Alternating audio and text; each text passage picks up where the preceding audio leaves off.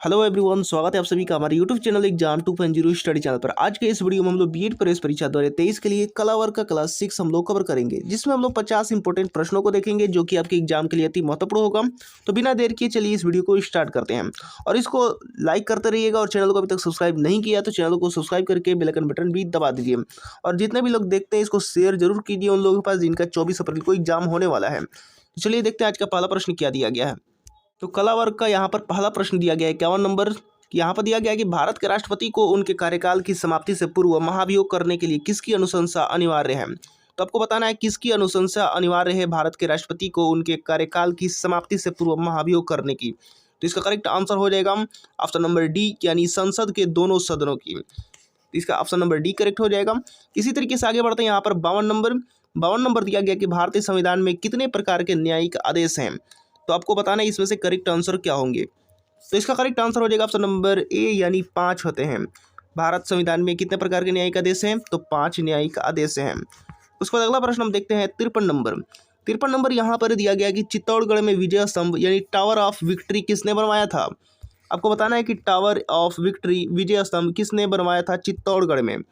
तो इसका correct answer हो जाएगा ऑप्शन नंबर बी, यानी राणा कुंभा ने। इसके बाद अगला प्रश्न यहाँ पर 54 नंबर दिया गया कि क्षेत्रफल की दृष्टि से भारत का सबसे बड़ा राज्य कौन सा है। ये बहुत ही आसान सा सवाल है, आप लोगों को कमेंट बॉक्स में इसका उत्तर बताना है। तो जल्दी से इसका उत्तर कमेंट बॉक्स में बताइए। यहाँ पर ऑप्शन दिए गए हैं महाराष्ट्र, मध्य प्रदेश, राजस्थान और तमिलनाडु। तो आपको बताना है कि क्षेत्रफल की दृष्टि से भारत का सबसे बड़ा राज्य कौन सा है, यहाँ पर कमेंट बॉक्स में बताइएगा। आगे हम देखते हैं यहाँ पर 55 नंबर दिया गया कि भारत के किस राज्य के पास सबसे लंबा समुद्री तट है। तो इसका करेक्ट आंसर हो जाएगा ऑप्शन नंबर बी, यानी गुजरात। गुजरात के पास जो है वो सबसे लंबा समुद्री तट है। इसके बाद अगला प्रश्न यहाँ पर 56 नंबर दिया गया कि द कम्युनिस्ट मैनिफेस्टो किसकी कृति है। आपको बताना है यहाँ पर द कम्युनिस्ट मैनिफेस्टो किसकी कृति है। तो इसका ऑप्शन में से क्या करेक्ट होगा। तो इसका करेक्ट आंसर हो जाएगा ऑप्शन नंबर ए, यानी Karl Marx. Option number A correct हो जाएगा। द कम्युनिस्ट मैनिफेस्टो जो है वो कार्ल मार्क्स की कृति है, ये आपको याद रखना है। उसके बाद अगला प्रश्न देखते हैं 57 नंबर। इसके बाद अगला प्रश्न यहाँ पर 57 नंबर दिया गया है कि उत्परिवर्तन का सिद्धांत किसने दिया था। तो इसका करेक्ट आंसर क्या होगा, ये आप लोग को बताने हैं। तो इसका करेक्ट आंसर हो जाएगा ऑप्शन नंबर सी, यानी ह्यूगो डी व्रीज ने उत्परिवर्तन का सिद्धांत दिया था, ये आप लोग को याद रखना है। इसी तरीके से आगे बढ़ते हैं। यहाँ पर 58 नंबर यहाँ पर दिया गया कि जाति की यह परिभाषा जब एक वर्ग पूर्णतः वंशानुक्रम पर आधारित होता है तो हम उसे जाति कहते हैं, किसने दी है। तो यहाँ पर परिभाषा किसने दी है, ये आप लोग को बताने हैं। तो जल्दी से बताइए इसका करेक्ट आंसर क्या होगा। इसका करेक्ट आंसर हो जाएगा ऑप्शन नंबर डी, यानी C.H. कूले ने। उसके बाद अगला प्रश्न हम देखते हैं 59 नंबर। नातेदारी की यह परिभाषा, नातेदारी की यहाँ पर परिभाषा दी गई है। नातेदारी सामाजिक उद्देश्यों के लिए स्वीकृति वंश संबंध है जो कि सामाजिक संबंधों के परंपरागत संबंधों का आधार है। तो यहाँ पर बताना है कि किसने परिभाषा ये दी थी। तो इसका करेक्ट आंसर हो जाएगा ऑप्शन नंबर बी, यानी रेडक्लिफ ब्राउन ने। इसी तरीके से आगे बढ़ते हैं 60 नंबर यहाँ पर दिया गया कि निम्नलिखित में से कौन सा आश्रम इंद्रियों पर संयम रखने और बौद्धिक विकास करने की शिक्षा देता है। तो जल्दी से बताइए कौन सा आश्रम जो है वो इंद्रियों पर संयम रखने और बौद्धिक विकास करने की शिक्षा देता है। तो इसका करेक्ट आंसर हो जाएगा ऑप्शन नंबर ए, यानी ब्रह्मचर्य आश्रम। इसी तरीके से आगे बढ़ते हैं। यहाँ पर 61 नंबर यहाँ पर दिया गया है कि निम्नलिखित में से पुष्टि मार्ग के आचार्य कौन थे। तो बताइए जल्दी इसका करेक्ट आंसर क्या होगा। पुष्टि मार्ग के आचार्य कौन थे। तो इसका करेक्ट आंसर हो जाएगा ऑप्शन नंबर सी, यानी वल्लभाचार्य। आगे बढ़ते हैं। यहाँ पर 62 नंबर दिया गया कि भारतीय दर्शन को जैन धर्म का मुख्य योगदान क्या था। तो आपको बताना है भारतीय दर्शन को जैन धर्म का मुख्य योगदान क्या था। तो इसका करेक्ट आंसर हो जाएगा ऑप्शन नंबर बी, यानी स्यादवाद का सिद्धांत। उसके बाद अगला प्रश्न हम देखते हैं 63 नंबर यहाँ पर दिया गया है कि विस्मरण को प्रभावित करने वाले कारक हैं।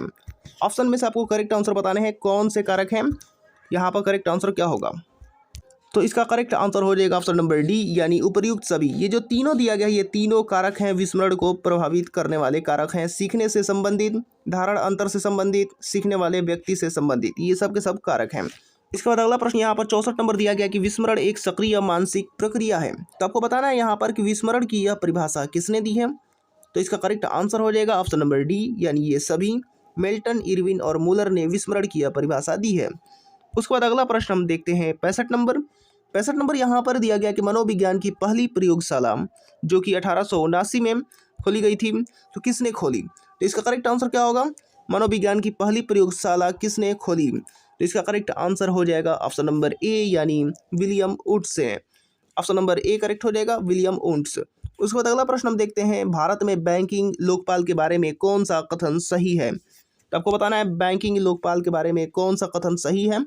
यहाँ पर कथन दिए गए हैं, पहला दिया गया है कि banking Lokpal reserve bank of India द्वारा नियुक्त एक वरिष्ठ अधिकारी है जो ग्राहकों की शिकायतों का समाधान करता है। दूसरा यहाँ पर दिया गया है केवल सार्वजनिक क्षेत्र के बैंक बैंकिंग लोकपाल योजना के अंतर्गत आते हैं। तीसरा दिया गया है कि शिकायतकर्ता पर अवार्ड को पूरी तरह स्वीकार करना बाध्यकारी है। और चौथा दिया गया है बैंकिंग लोकपाल ग्राहकों की शिकायत दर्ज करने और हल करने के लिए मामूली शुल्क लेता है। तो इसका करेक्ट आंसर क्या होगा? इसका करेक्ट आंसर हो जाएगा ऑप्शन नंबर सी, यानी शिकायतकर्ता पर अवार्ड को पूरी तरह स्वीकार करना बाध्यकारी है। ये ऑप्शन नंबर सी करेक्ट हो जाएगा। उसके बाद हम लोग आगे देखते हैं। आगे यहाँ पर दिया गया 67 नंबर, जनगणना 2011 के अनुसार भारत का तीसरा सबसे अधिक आबादी वाला राज्य कौन सा है। तो इसका करेक्ट आंसर हो जाएगा ऑप्शन नंबर डी, यानी बिहार। बिहार जो है वो तीसरा सबसे अधिक आबादी वाला राज्य है। उसके बाद अगला प्रश्न देखते हैं 68 नंबर, भारत में सिक्कों की ढलाई का एकमात्र अधिकार के पास है। आपको बताना है किसके पास है। भारत में सिक्कों की ढलाई का एकमात्र अधिकार किसके पास है। तो इसका करेक्ट आंसर हो जाएगा ऑप्शन नंबर सी, यानी भारत सरकार के पास है। इसी तरीके से आगे बढ़ते हैं 69 नंबर यहाँ पर दिया गया कि दिवाली के दौरान बुंदेलखंड के अहिर समुदाय द्वारा कौन सा नृत्य किया जाता है। तो जल्दी से इसका करेक्ट आंसर बताइए, दिवाली के दौरान बुंदेलखंड के अहिर समुदाय द्वारा कौन सा नृत्य किया जाता है। तो इसका करेक्ट आंसर हो जाएगा ऑप्शन नंबर बी, यानी पाई डांडा। उसके बाद अगला प्रश्न देखते हैं 70 नंबर यहाँ पर दिया गया है कि कौन सी अनुसूची के तहत अनुसूचित क्षेत्रों और अनुसूचित जनजातियों के प्रशासन और नियंत्रण के लिए प्रावधान किए गए हैं। तो जल्दी से इसका करेक्ट आंसर बताइए, कौन सी अनुसूची के तहत अनुसूचित क्षेत्रों और अनुसूचित जनजातियों के प्रशासन और नियंत्रण के लिए प्रावधान किए गए हैं। तो इसका करेक्ट आंसर हो जाएगा ऑप्शन नंबर बी, यानी 5वीं अनुसूची के तहत। इसी तरीके से आगे बढ़ते हैं। यहाँ पर 71 नंबर दिया गया कि भारतीय संविधान का भाग 2 किससे संबंधित है। तो इसका करेक्ट आंसर आप लोगों को बताने हैं। और ये वीडियो आपको पसंद आ रहा है तो इसको लाइक करते रहिए, और चैनल को अभी तक सब्सक्राइब नहीं किया है तो चैनल को सब्सक्राइब करके ही रखिए और साथ में बेल आइकन बटन भी दबा दीजिए ताकि हमारा एक वीडियो का नोटिफिकेशन आपसे मिस ना हो सके। तो इसका करेक्ट आंसर बताइए जल्दी। इसका करेक्ट आंसर हो जाएगा ऑप्शन नंबर ए, यानी नागरिकता से संबंधित है भारतीय संविधान का भाग 2। उसके बाद हम लोग आगे देखते हैं 72 नंबर दिया गया कि भारतीय संविधान के किस अनुच्छेद के तहत उपराष्ट्रपति का चुनाव होता है। तो भारतीय संविधान के किस अनुच्छेद के तहत होता है उपराष्ट्रपति का चुनाव। तो इसका करेक्ट आंसर हो जाएगा ऑप्शन नंबर बी, यानी अनुच्छेद 63 के तहत। इसी तरीके से आगे बढ़ते हैं 73 नंबर दिया गया कि भारत के राष्ट्रपति द्वारा चरित्र को बदले बिना सजा की मात्रा को कम करना अनुच्छेद 72 को कहा जाता है। तो क्या कहा जाता है ये आपको बताने हैं। भारत के राष्ट्रपति द्वारा चरित्र को बदले बिना सजा की मात्रा को कम करना अनुच्छेद 72 को क्या कहा जाता है। इसका करेक्ट आंसर हो जाएगा ऑप्शन नंबर डी, यानी विनिमय कहा जाता है। आपको याद रखना है, अनुच्छेद 72 को क्या कहा जाता है, विनिमय कहा जाता है। उसके बाद अगला प्रश्न हम देखते हैं 74 नंबर यहाँ पर दिया गया कि नीलम संजीव रेड्डी भारत के राष्ट्रपति थे। तो कितने यहाँ पर बताना है, कौवे राष्ट्रपति थे। तो यहाँ पर करेक्ट आंसर हो जाएगा ऑप्शन नंबर डी, यानी 8वें राष्ट्रपति थे। ये करेक्ट आंसर हो जाएगा ऑप्शन नंबर डी। उसके बाद अगला प्रश्न हम देखते हैं 75 नंबर यहाँ पर दिया गया है कि वह कौन सा सर्वोच्च पर्वत शिखर है जो पूरी तरह से भारत में स्थित है। तो आपको बताना है पूरी तरह से भारत में स्थित सर्वोच्च पर्वत शिखर बताना है, सर्वोच्च बताना है आपको, ये याद रखना है, सर्वोच्च पर्वत शिखर। तो इसका करेक्ट आंसर हो जाएगा ऑप्शन नंबर ए, यानी कंचनजंगा। उसके बाद अगला प्रश्न हम देखते हैं 76 नंबर, कनिष्क प्रथम के शासनकाल के दौरान कौन सा प्रसिद्ध आयुर्वेद विद्वान रहता था। आपको बताना है प्रसिद्ध आयुर्वेद विद्वान रहता था कनिष्क प्रथम के शासनकाल के दौरान। तो इसका करेक्ट आंसर हो जाएगा ऑप्शन नंबर सी, यानी चरक जो था वो कनिष्क प्रथम के शासनकाल के दौरान प्रसिद्ध आयुर्वेद विद्वान रहता था। उसके बाद अगला प्रश्न हम देखते हैं 77 नंबर, तारीख़ फिरोज शाही के लेखक हैं। तो इसका करेक्ट आंसर क्या होगा, तारीख़ फिरोज शाही के लेखक कौन है। तो ऑप्शन में से इसका करेक्ट आंसर हो जाएगा ऑप्शन नंबर ए, यानी जियाउद्दीन बर्नी। ऑप्शन नंबर ए करेक्ट हो जाएगा। इसी तरीके से आगे बढ़ते हैं, ऑप्शन नंबर ए यहाँ पर करेक्ट हो जाएगा। अगला यहाँ पर दिया गया 78 नंबर दिया गया कि निम्न में से किसने 1857 को सिपाही विद्रोह नहीं कहा है। आपको बताना है 1857 के सिपाही विद्रोह को विद्रोह नहीं कहा है, किसने नहीं कहा है। तो इसका करेक्ट आंसर हो जाएगा ऑप्शन नंबर सी, यानी RC मजूमदार ने। इसी तरीके से आगे बढ़ते हैं 79 नंबर यहाँ पर दिया गया कि भारत में दुनिया की कुल आबादी का लगभग कितना प्रतिशत है। तो आपको बताना है भारत में दुनिया का कुल आबादी का लगभग कितना प्रतिशत है। तो इसका करेक्ट आंसर हो जाएगा ऑप्शन नंबर डी, यानी 17% है। उसके बाद अगला प्रश्न यहाँ पर दिया गया है 80 नंबर, कौन सा जलकाय अंडमान द्वीपों को निकोबार द्वीपों से अलग करता है। तो अंडमान द्वीपों को निकोबार द्वीपों से अलग कौन सा जलकाय करता है। तो इसका करेक्ट आंसर हो जाएगा ऑप्शन नंबर डी यानी 10 डिग्री चैनल। इसी तरीके से आगे बढ़ते हैं 81 नंबर, मुस्लिम लीग के लाहौर सत्र में पाकिस्तान की मांग में की गई थी, तो कितने सन में की गई थी ये आपको बताना है। मुस्लिम लीग के लाहौर सत्र में पाकिस्तान की मांग कब की गई थी, तो इसका करेक्ट आंसर हो जाएगा ऑप्शन नंबर सी यानी 1940 में की गई थी, 23 मार्च 1940 में। इसी तरीके से आगे बढ़ते हैं 82 नंबर यहाँ पर दिया गया है, भारत में वंदे मातरम पत्रिका की स्थापना किसने की, तो वंदे मातरम की पत्रिका की जो है वो स्थापना बताना है किसने की, तो इसका करेक्ट आंसर हो जाएगा ऑप्शन नंबर सी यानी अरविंद घोष ने। इसी तरीके से यहाँ पर 83 नंबर दिया गया है, 1857 के विद्रोह के प्रसिद्ध नेताओं में से एक तात्या टोपे को अंग्रेजों ने 1859 में फांसी दी थी, तो कहाँ पर फांसी दी थी ये आपको बताना है। तो इसका करेक्ट आंसर हो जाएगा ऑप्शन नंबर बी यानी शिवपुरी में फांसी दी थी तात्या टोपे को। उसके बाद अगला प्रश्न हम देखते हैं, नासा के अनुसार सूर्य के बाद पृथ्वी के निकटतम सितारा कौन सा है, आपको बताना है पृथ्वी के निकटतम सितारा कौन सा है नासा के अनुसार सूर्य के बाद, तो इसका करेक्ट आंसर हो जाएगा ऑप्शन नंबर सी यानी प्रॉक्सिमा सेंचुरी। उसके बाद अगला प्रश्न 85 नंबर देखते हैं। इसके बाद यहाँ पर 85 नंबर दिया गया है कि दिल्ली में अलाउद्दीन खिलजी के शासनकाल की अवधि क्या थी, अवधि बताना है अलाउद्दीन खिलजी के शासनकाल की, तो इसका करेक्ट आंसर हो जाएगा ऑप्शन नंबर ए यानी 1296 से लेकर के 1316 तक। उसके बाद अगला प्रश्न 86 नंबर देखते हैं, कितने प्रतिशत भारतीय जनसंख्या की आजीविका का प्राथमिक स्रोत कृषि है, तो आपको बताना है कितने प्रतिशत भारतीय जनसंख्या की आजीविका का प्राथमिक स्रोत जो है वो कृषि है, तो इसका करेक्ट आंसर हो जाएगा ऑप्शन नंबर ए यानी 54%। इसी तरीके से आगे बढ़ते हैं 87 नंबर यहाँ पर दिया गया कि भारतीय संसद में मंत्रिमंडल के विरुद्ध अविश्वास प्रस्ताव पेश करने के लिए न्यूनतम कितनी सांसदों के समर्थन की आवश्यकता होती है, तो इसका करेक्ट आंसर हो जाएगा ऑप्शन नंबर डी यानी 50 न्यूनतम होनी चाहिए सांसदों के समर्थन की, तो इसका correct answer option number D हो जाएगा। इसी तरीके से आगे बढ़ते हैं 88 नंबर दिया गया कि पाल साम्राज्य भारत के किस हिस्से से संबंधित हैं, तो जल्दी से इसका करेक्ट आंसर बताइए, पाल साम्राज्य जो है वो भारत के किस हिस्से से संबंधित है, तो इसका करेक्ट आंसर हो जाएगा ऑप्शन नंबर बी यानी पूर्वी हिस्से से संबंधित है। और इससे पहले दोस्तों मैंने 5 क्लासेस ले ली हैं कला वर्ग से संबंधित, अगर आपने उससे भी नहीं देखा है तो जाकर के उसे देख लीजिएगा, बहुत ही इंपॉर्टेंट क्वेश्चंस वहाँ पर हमने कराया है, वो भी 50-50 कराए हैं, यानी अभी तक हमने 250 क्वेश्चंस कर लिए हैं कला वर्ग के, और इसमें भी हम लोग 50 क्वेश्चंस कर रहे हैं।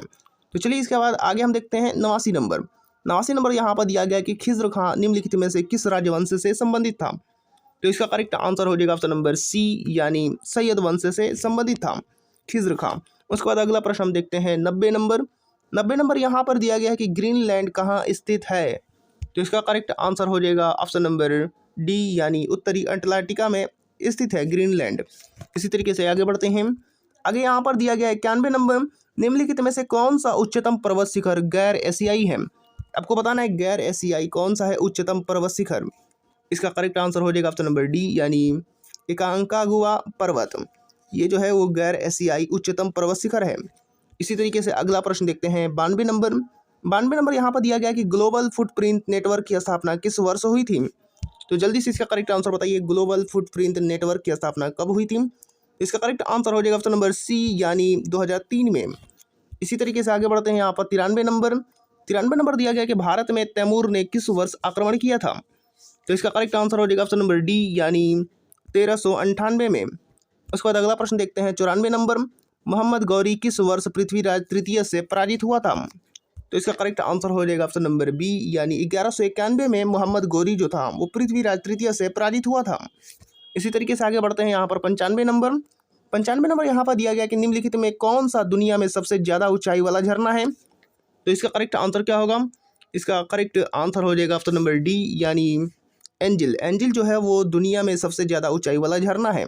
इसके बाद अगला प्रश्न यहाँ पर 96 नंबर दिया गया कि निम्न में से किसे हिंद महासागर के सबसे गहरे बिंदु के रूप में जाना जाता है, तो आपको बताना है हिंद महासागर के सबसे गहरे बिंदु के रूप में कौन जाना जाता है। ऑप्शन दिए गए हैं, पहले उसे देख लेते हैं। ऑप्शन यहाँ पर दिया गया है मरीना ट्रेंच, सुंडा द्वीप, प्यूर्टो रिको ट्रेंच और साउथ सैंडविच ट्रेंच, तो इसका करेक्ट आंसर क्या होगा यहाँ पर, इसका करेक्ट आंसर हो जाएगा ऑप्शन नंबर बी यानी सुंडा द्वीप को हिंद महासागर के सबसे गहरे बिंदु के रूप में जाना जाता है। उसके बाद अगला प्रश्न हम देखते हैं 97 नंबर यहाँ पर दिया गया कि बौद्धों के लिए उत्तर प्रदेश में स्थित सारनाथ क्यों महत्वपूर्ण है, तो जल्दी से इसका करेक्ट आंसर बताइए, बौद्धों के लिए उत्तर प्रदेश सारनाथ जो है वो क्यों महत्वपूर्ण है, तो इसका करेक्ट आंसर हो जाएगा ऑप्शन नंबर डी यानी ज्ञान प्राप्त करने के बाद भगवान बुद्ध ने सारनाथ में अपना पहला उपदेश दिया था, यही यहाँ पर करेक्ट आंसर हो जाएगा। इसी तरीके से आगे बढ़ते हैं। यहाँ पर 98 नंबर, इनमें से कौन सा विकल्प सही ढंग से मेल नहीं खाता है? तो इसका करेक्ट आंसर हो जाएगा ऑप्शन नंबर बी, यानी 1506 गुरु नानक का जन्म। ठीक है, यहाँ पर correct answer option number B हो जाएगा, क्योंकि 1469 में यहाँ पर जन्म हुआ था गुरु नानक जी का, 1469 में, इसीलिए ये करेक्ट आंसर नहीं होगा। ऑप्शन नंबर बी करेक्ट हो जाएगा यहाँ पर।